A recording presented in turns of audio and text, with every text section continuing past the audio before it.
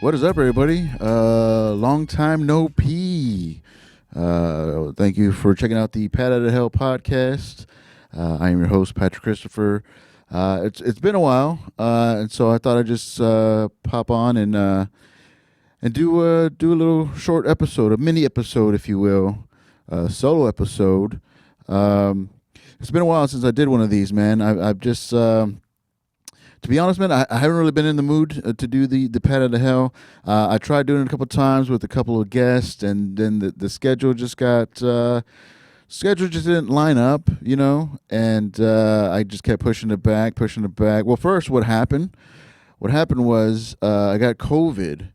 I finally got COVID at the beginning of November, and it wasn't that bad. Just one day was bad, and I was kind of surprised, finally got it, man. Like 2 years, hadn't got it, started feeling left out, made a joke about it, how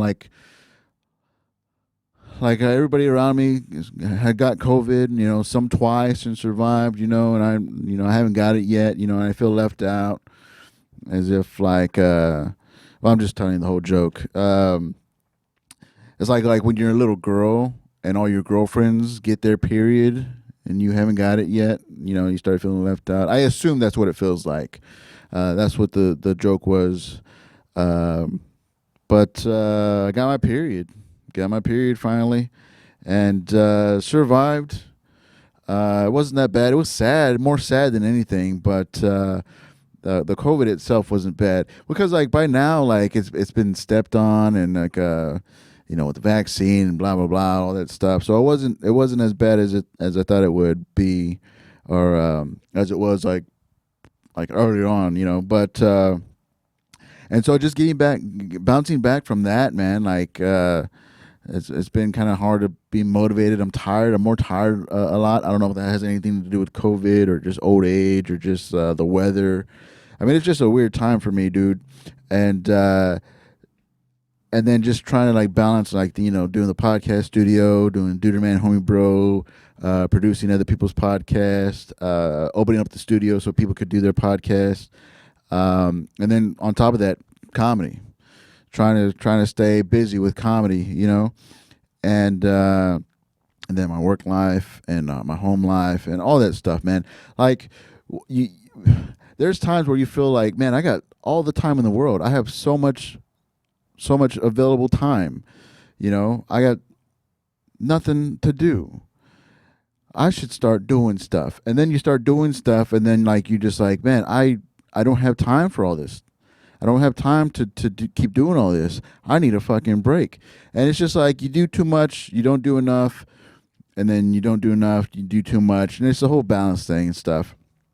I mean, y'all know how balance works. I mean, we all have a life and we all have things going on, so you get it. But and then I try to get back into it and message some people and hey, let's do the podcast. Oh, I would love to. I just can't do it right now. Can you do it on this day? I could. I just don't want to, and stuff like that. So right now it's the December 1st. I had to come by and pay rent and stuff, and I just figured, you know what? Let's hop on. Let's do a Pat Out of the Hell. Solo podcast. It's fine, and just catch up with the peoples. I appreciate y'all supporting the Babaco Core YouTube page. Please like and subscribe on that. We got the Duderman Homie Bro, which I'm having a blast doing with the homies, with the fellas, Scott and Jacob. And then they have their own podcast, Los Dos Marihuanos, and the That's Hilarious podcast that I produce. And then there's the Good Morning Darling. Now, I'm not producing that one. I just open up the studio, let her record in here and all that stuff. But that's still time consuming. But so support that so it's not all in vain, that'll be good. But yeah, dude, I just wanted to get on real quick and just catch up about a couple of things. Fantastic Damage. I still got the Fantastic Damage show happening every fourth Friday of the month at the Blind Tiger Comedy Club. I switched it up on this one. This last one was really fun. when I started Fantastic Damage, my idea from the get go was to be on stage while the comic is telling their story, and just to kind of chime in or ask questions or try, maybe tag up a little joke here or there, or something like that. I wanted to be like part stand up, part storytelling, and then part conversation. You know, because I like that whole that quick thinking interaction thing. And just to have fun with the guests, and also offer a different type of show for San Antonio scene. Now, this type of show has been done before. The storytelling, chime in stuff like that. Uh, so, but I thought the scene that like San Antonio could use it, the Blind Tiger could use it, and am I the right person to do it? I don't know, but I'm the one that's I'm trying it. So that was the plan before, and then before my first show that I did back in March, April, the first show I did back in April, I changed it up. I was like, you know what? I'm just gonna let everybody take the stage, do the storytelling show, and then just keep it running like that. And I mean, it was fun. I mean, it was fine. Some people. Um didn't really know or didn't really consider that it was a storytelling show, and they would like, yeah, man, that sounds good, let's fucking do that, and then they would do their whole set, and then when I turn on the light, to light them or whatever, they're like, oh, let me get into my story. I was like, yeah, that's not really the point, but so it's fine, dude. We haven't had a bad show. Even when somebody didn't do the storytelling, but they did like their regular, stand up, the crowd still had a good time. So, it wasn't bad, and it wasn't nothing I was upset about and stuff. But I just wanted to keep it a storytelling show as much as possible. It's a stand up. It's a comedy storytelling show for sure. So this last show that I did, I added that element that I wanted to do to begin with. The second mic on stage, interacting with the comic while they're doing their story, and I was 80% happy with my performance of it. How I messed up, and I'm going to change this. I told the storytellers, I told the comics, don't tell me anything about your story. I want to know. I want it to be live. We're gonna do it live, improv live, and it would have been better if I was more prepared about what they were gonna come on and talk about, because it was I was finding out, I was listening to the story at the same time that the audience was listening to the story, and I wasn't prepared to like chime in, or I was just like, yeah, but and I might be revealing too much about it, but. I'm going to do it again. I'm going to do it again on this next run for the December 23rd Fantastic Damage. I'll be back on stage with the second mic, interjecting, interacting, and all that good stuff. And we're gonna see how that goes. We're gonna see how that goes. Again, I had fun on the last one. Some of the performers, they made sure to tell me how much fun that they had, that they liked the format, that they had fun. I didn't really get any negative feedback. I am very, I'm very hard on myself. I expect a lot out of myself, and even if I do good, I'm just like, you could do better.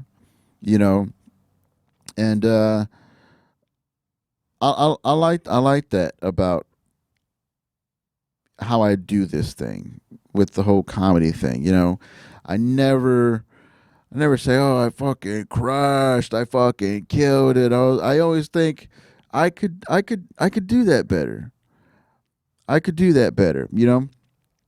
So we're gonna switch it up. The only thing that we're doing different in the next run of Fantastic Damage is I'm asking everybody just a quick summary.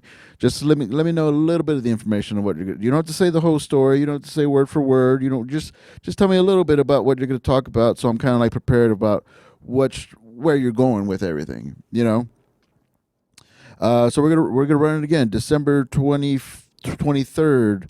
I'm gonna have Christopher Breckel, Irma Reese, Josh Castro, Chris Grulon, um, Jeremy Jonas, and Mary Picarazzi. I hope that's all the names. Um, and we're gonna have fun with it, dude. I'm gonna have fun with it. I'm really liking that idea. That's the idea that I wanted to do when I first started the Fantastic Damage comedy storytelling show. So we'll see how it works out, man. So if you want to see what it's all about, come out to the show, December 23rd, 10 p.m. We're gonna have some fun with that, and hopefully the audience digs it, because I dig the idea, I dig the concept, and we'll just see how it goes, man. Uh, last night I was on the Homegrown Showcase at the Laugh Out Loud Comedy Club, and I closed out the show doing a half hour. Now this is my second time doing a half hour at Laugh Out Loud for the Homegrown Showcase. Um, so I was pretty stoked that they asked me to do it again. Uh, I really want to work more at the club. Get more hosting gigs, more feature gigs, all that stuff. So just the fact that they keep booking me for the showcases, and giving me more time, and it lets me know that I'm kind of doing what I should be doing, or I'm kind of like, it's just nice to know that I'm on their radar, all that stuff. And I had a really good fucking time last night. The only thing is, like, I switched up a lot of stuff, and I tried a lot of new things that I didn't do like the first time. So the first time was a little bit more smoother because, like, I had been working out that stuff, and I was a little bit more prepared, I guess you could say, than I was on this one. But this one, like, I had a lot of fun doing it, man. I had more crowd interactions, because the whole thing, like, I kind of I freaked out, because I was going through my set, I was going through my jokes, I was going through my bits, ba ba ba ba ba, and then I looked down at my timer, and I know that I'm more than halfway through my half hour of material, but I'm only at like 17 minutes. So I was like, Jesus, gotta slow it up a bit, gotta slow it up a bit. And so because of that, because I knew that I had to, like, kind of like stretch out some time, I just started interacting with the crowd. I started just riffing, dude.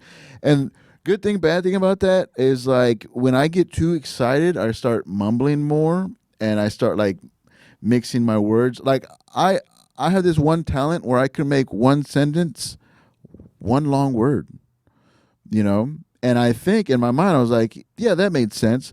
But then I got to think about, like, the audience, the listener that's not in my head, that doesn't know what I'm thinking, to go like, what the fuck was that? Was that, what did he say? Is he scatting up there? What is he doing? And that happened a couple times where, and if I was of any, like, good impressionist talent, I don't know if that made sense, but I can't recreate it. I just know about it. Like, I know that I do that. That I my mouth does not work as fast as my brain, and I was just like, and I won't catch it until later on. Like, oh shit, what did I say? What did they hear? Why are they not laughing? Or why did they laugh? Because there was a couple moments where I just mixed two words, blah blah, and they'll still laugh, and I was like, oh well, I guess maybe I just made a funny face or something, you know. But it was fun. Wound up doing 32 minutes, and immediately after I got off stage, I was like, man, I didn't do that tag. Oh, I didn't do this. Oh, I forgot to do that. Then, I put that in the wrong place. I put that, blah blah blah. Like, it's like a beautiful mind shit, and I don't want to go like it's just comedy. It's just jokes, But it's so weird, like, how your mind works when once you've been doing it a while. Like, you're just like, oh, that piece goes here, and this needs more like this, or I shouldn't have done that. Maybe that turned them off. You start figuring it out. You start figuring out, like, know how to make better. And before, like, I would have to force myself. I would have to force myself to think about what I just did. Like, how in a kid, like, they put you in timeout, like, you sit there and you think about what you did. I never did that. I would sit there. I would sit there until they told me I could get up or whatever. But I never sat down and thought about what I did. But I do that in comedy. I do that with sets now. Like, if I get off stage, for the most part, I'm not saying I do this all the time, because sometimes I just go up there just for goofy, funny times, and whatever happens, happens.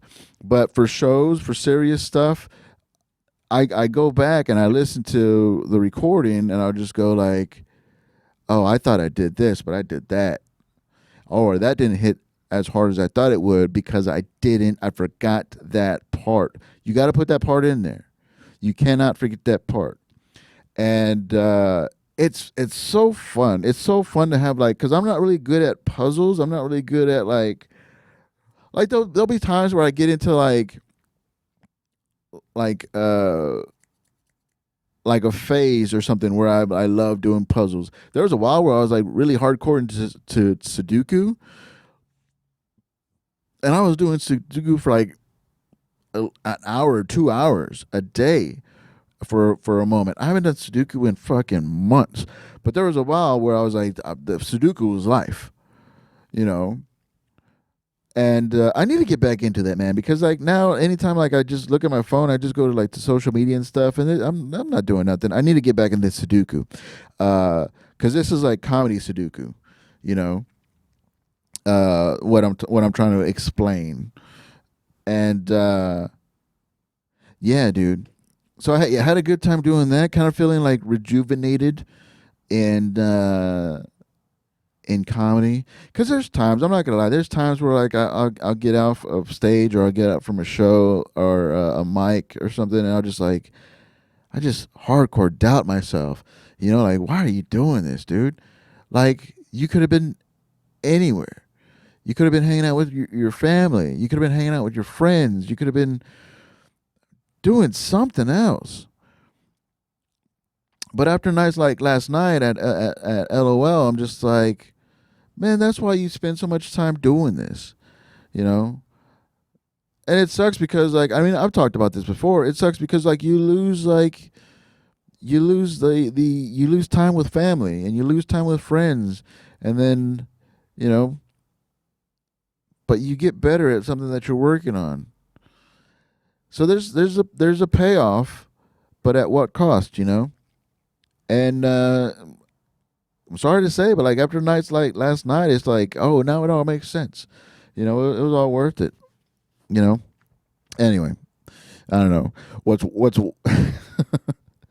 So this. I don't know. All right. So my wife, she's always allowed to go to the shows. You know, it's not that I can say, oh, you can't go to the show. The only thing is, and it was the same way when I was in bands too. Like, I was like, yes, please come out to the show, but you have to bring somebody, because I'm in my head, you know, as soon as the doors open, I'm in my head, I'm trying to figure it out, I'm going over my set, I'm, you know, doing this, I'm trying to get ready, prepare myself, and then I don't want to have like, oh, my wife's just sitting there by herself, let me go check in on her. So that's the only thing. I was like, just have somebody to, like, take a friend, so you're not there by yourself, so I'm not worried about you being like alone or feeling like, you know, left out, or you know, whatever. And we've always had that agreement, even when I was in bands, you know, because before I played, you know, at my rock shows or something, like, I'm out in the back, I'm warming up, I'm on the drum pad, and I'm loosening up, I'm jumping around, I'm listening to stuff, I'm just like, I'm trying to focus, man. You know, I warm up, I take all that stuff seriously. Even before I play drums, or even before I did, you know, when I was playing drums in bands, before the band would go on stage, I would do all that stuff. I would get ready. I mean, yeah, I'll have a drink or two, or I'll chat it up, and I'll go check on my wife and her, you know. but I wasn't like just worried like, oh, so she's here by herself, so now I got to put my focus on her. Anyway, I say all that to say that she was at the show yesterday. She went with my sister, and so I mean, it's always nice to have her there. And even though like there's a lot of jokes like, oh, my wife this, oh, my wife that, like she knows about it. Like it's all jokes. And even though like most of the jokes that I write up about like I'll take my wife, it's just like it may have uh, been inspired by like a fight or a moment or something like that, and so I'll turn into that, and then I always let her know, this is what I'm going to say, this is what I'm talking about. It's no surprise what I talk about. It's always funny when like people go like, "Oh, I feel bad about your wife." I was like, "Why do you feel bad? She's right here. She was laughing the whole time." Anyway, she's in on it, but. So yeah, yesterday, one of the comedians is I mean, she's funny. I'm not going to say anything. She's funny. I think she's really funny. She's really good at it. But she has this one joke where she talks about her vagina. And I mean it's fine. Whatever. I mean, I got dick jokes. Why wouldn't she? Why wouldn't a female comedian have? Why wouldn't she have vagina jokes? Whatever. Whatever. So this one time we did a show together, and she just mentioned, because at the place that we were at had kids. There was kids in the audience, and I don't like to cuss in front of kids. Some people don't give a shit, but and she was like, oh, I can't say this joke about my vagina. And just jokingly, I was like, oh no, that's like 5 minutes of your set, just jokingly. And so she took it, you know, it's weird. Like people are like roasty, and then they're not. They turn it off. Like, why are you so mean to me? I was like, I was just fucking playing. I thought we were kidding. Anyway, so she goes on stage, and the first thing she goes is like, Patrick, the headliner, which I wasn't the headliner. I just closed out the show, but she's like, the headliner, Patrick, just loves when I talk about my vagina. So here's my vagina joke. And then she does this thing where like she's spraying the stage with her vagina vibes. Like, oh, is that, you like that, baby? And I was like, I'm just standing in the back. I was like, holy shit, what is my wife thinking right now? I was like, I didn't care. I mean, comics can say what they want to say on stage, but I was just like, why are you getting me involved? And why tonight when my wife's right there? I mean, I didn't tell nobody that my wife was there. I didn't think I had to, but anyway. But I was literally in the back, like, I didn't care what the comic said on stage. I was like, fuck, now my wife thinks, what does my wife think? Fuck, what am I going to say? How can I look at my wife, And I was gonna go, check on the wife and see like how she, took all that stuff, like, because the joke was that I didn't like, not that I don't have a preference of like, but she made it, she just made it sound like, oh, he loves when I talk about my vagina, and I was like, I don't, And it was I guess it stems from that one show that we did together where I just mocked, like, she's like, oh, I can't do my vagina jokes. And I was like, well, that's 5 minutes of your time. It's not 5 minutes. It's a funny joke. She's funny. We don't have issues. What I'm talking about is how things are, it hits different if my wife's in the audience. So of course after the show I was like, so what'd you think of the show, And my wife's like, oh, you did good. You did great. Yeah. You had fun. You looked like you had fun up there. It's like, yeah. And we're getting ready to leave, and we get in the car, and she goes, hey, so does your friend need a ride home? Her and her vagina? And I was like, what? She's like, yeah. Just want to make sure that your friend's taken care of. Her and her vagina are taken care of. I was like, no, they're fine. They're fine. And, she gave me a hard time about it, but like jokingly, my wife could take a joke, Obviously, she could take a joke. But I was just like worried, like, that was a joke, right? And she knew it was a joke, but I just did. It took me a while before I was well aware that she knew that it was a joke. Uh, so yeah. So now, if you see my wife, she gonna have me on a leash at the next open mics. Uh, just it's fine. We're fine. We're having fun, and that's the only way I'm allowed out of the house if my wife comes with me. That's not true. That's a joke. But it's it's very weird. But she's cool. She could take a joke. I'm just like always scared. Like, what's the joke that's gonna go too far? And I guess we'll cross that bridge when we get there, man. But yeah, dude. Yeah, that's it. If I do these solo Pat Out of Hells, I'm gonna try to keep them short as possible. I do plan on having guests on. Probably gonna try to record like on Tuesday after the open mic at LOL. But if and when I have to do these solo podcasts, I'm gonna do them just like this, just as short and just as yeah. Well, we had a lot to catch up on. I had a lot to catch up on. It's been a month since I released an episode, and a lot's happened. So yeah, man. Hopefully, I'll get some guests in here, do some Pat Out of Hell shit, do some complaining, do some venting, do some joking, and yeah. Other than that, see how what happens when I get excited. I start. It's great for comedy. Speaking, it's kind of important when it comes to podcasting and stand up, but it's fine. It's fine. Yeah. Check out the Duderman Homie Bro podcast. Check out Los Dos Marihuanos. Check out That's Hilarious. I was on this last episode of That's Hilarious with Jacob Flores. He had me on, and we just fucking talked music, man. I love fucking talking music. In fact, I might be starting another podcast where all we do is talk music. That's in the works. We'll see if that happens. We are planning it out. We're like really stoked. Me and the guy that are thinking about starting it up. So yeah, that'll be fun. Cause give me a break from just focusing on comedy. I love music. I love listening to music, talking about music, debating music. Also, Prince by far a better performer than MJ. I don't care what the billboards say. I don't care what the numbers on Spotify are.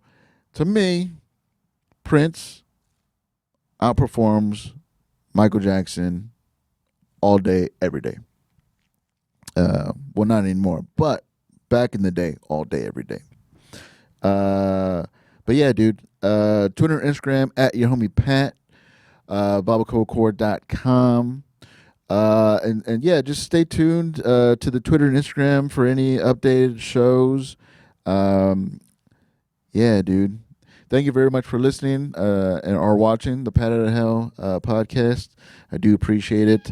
And like, subscribe, all that good stuff. And I'll see y'all next time. All right? Peace.